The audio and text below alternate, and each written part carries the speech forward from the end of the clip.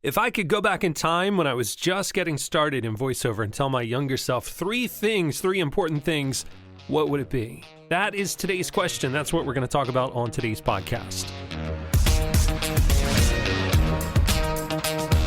Hey, it's Jason with episode number 4 of the Voice Acting 101 podcast. This is where I try to answer your voiceover questions in the least amount of time as possible so that you can get back to work. All right, so today's question comes from Charlie. Charlie says, what are the first 3 things that come to mind that present day you would tell yourself when you were just starting out? So great question, Charlie. And when I first read the question, I thought of 3 things, and then I thought of 3 more things. So I've got a total of 6 things I'm going to cover in this podcast, and I'm going to move through them really quickly so we can keep this podcast as short as possible. All right, so let's jump right into it. Number 6 is don't listen to naysayers, and it's all about negativity, and that can come from yourself. Maybe you just have self-doubts. Maybe friends and family, even though they're supportive and loving, they're looking out for you. You know, and a lot of people don't understand that voiceover is a career or don't even think about it as a job. So when you tell people that you're going to get scripts and record from home and then send it off to clients around the world and people are going to pay for you, pay you for it, it kind of sounds like a pipe dream, and they just may not understand it. So just know that you may get some pushback from family and friends. And also some online communities, they kind of look like support groups, but there are people in there that just want to bring other people down. So just keep an eye out for it and recognize it, and just don't take part of the online communities that may bring you down or create self-doubt in your own mind. All right, so that's all about negativity. Just don't listen to the naysayers.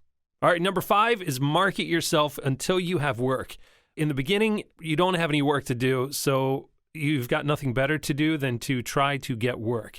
But once you get a decent amount of work, you're going to want to hire others to help you with anything that's going to take you away from the microphone. So as an example, say you do a 2-hour voiceover, and then you're going to edit that voiceover. That's going to take another 2 hours at least to edit that voiceover. So that's 4 hours that you've dedicated to a project. And then you've got to invoice for that project. And then eventually, you know, if they don't pay in time, you're going to have to follow up with the client. So that's a lot of work that takes you away from other voiceover work. So ideally, you would record the voiceover and then pass that to someone else to do editing and billing for you, because that's where your time is best spent, just behind the microphone, doing the actual work that only you can do. And then in that way, you'll be able to grow your voiceover business. So that's why number 5 is market yourself until you have work, and then hire other people to help you grow your business. And you're going to have to train those people to work to your standards, but in the end, it's going to save you a lot of time, and it will make your business more profitable. Number 4, avoid equipment envy. So unless you are losing work because of your gear, I would not recommend constantly upgrading your gear. People don't normally ask what gear you have. They just listen to your audition or your work. And the exception is just a couple months ago, I remember seeing an audition where the client said specifically, you must have a Neumann TLM 103 microphone. And I just thought that's crazy, because that kind of shows that they don't understand voiceover and that you can get incredible sounds out of all kinds of microphones. You don't have to have one specific microphone. So the majority of clients don't care what microphone or what gear you have, as long as it sounds good. They're just going to judge you based on your auditioning and your work and your performance. And once you've been evaluated, once your studio has been evaluated, your performance has been evaluated, 9 times out of 10, it isn't your studio that's going to hold you back. So newer or more expensive gear doesn't necessarily mean more or better clients.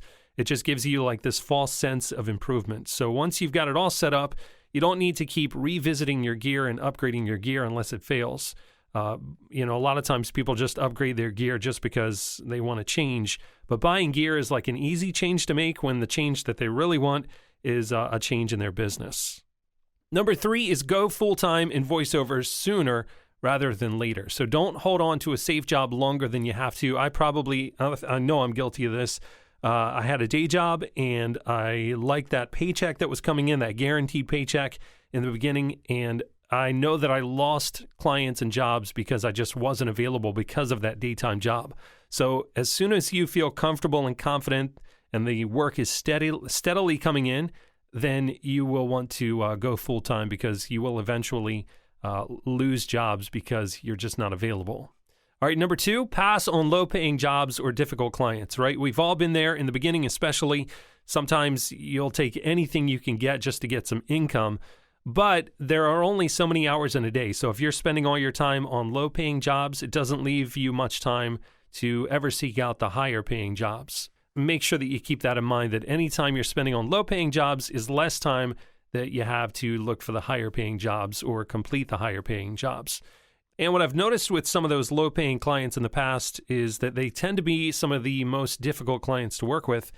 And that's because, they'll want a discount up front, and then they have revisions to the script after you've read it, and then maybe they don't like certain things that you said in the way that you said it in the script, so they want redos. And then, when the payment comes around, they don't pay on time, and you got to chase down the payment, and all that is just a headache that you don't need to deal with, right? There are many great clients out there that you could work with. And for me, I want real relationships with my clients where I help them and they see the value of working with me. That's kind of one of the benefits of working for yourself, is that you get to choose who you work with. So you don't have to work with difficult clients if you don't want to. So I choose to work with clients that I enjoy, and I think that you should too. All right, number 1, focus on one voiceover niche to start. So a lot of people like to do characters and accents and movie trailers and commercials, but the truth is you're going to end up being mediocre at best in a few of them. So I would suggest you just focus on one voiceover niche to start. Like me, I focused on radio imaging. When I was first getting started, that was all I saw. I put the blinders on, and it was all about radio imaging, and that's all I did in the beginning. And then eventually I was asked to do some commercial work, so then I started doing commercials and then audiobooks and then explainer videos and e-learning, and it grew from there, but it all started just by focusing on one niche, and for me that was radio imaging. It's probably going to be something different for you. All right, so there you go, 6 things that I would tell my younger self if I could go back in time. Let's cover them again real quick. Number 6, don't listen to naysayers. Avoid the negativity from yourself or your friends and family, or even from online communities. Number 5, market yourself until you have work, but then make sure that you've got it set up where you can continue just doing the recording part and then pass it off to someone that you trust who can edit and handle the invoicing and the rest of the project flow. Number 4, avoid equipment envy. You don't have to keep buying gear to make it feel like you're making improvements in your business. Number 3, go full-time in voiceover sooner. Number 2, pass on the low-paying jobs or the difficult clients. And number 1, focus on one voiceover niche to start. All right, that wraps up this episode of the podcast. Don't forget, if you have a voiceover question you would like featured on an upcoming episode, you can leave it as a comment below, or you can record your question as an MP3 and upload using the Upload Your Voiceover Question link below. If you could go back in time when you were first getting started in voiceover, what would you tell your younger self? Leave that in the comments below, and thanks for listening. I will talk to you next time. Have a great week. Hey, thanks for checking out this episode of the podcast. If you want to see another video, there's one waiting for you right here, or you can subscribe to the YouTube channel down in the corner. Or if you want to learn the 5 steps to becoming a voice actor, check out this free guide. It's available to download from voiceacting101.com/get started. All right, that's it. I'll talk to you next time. See ya.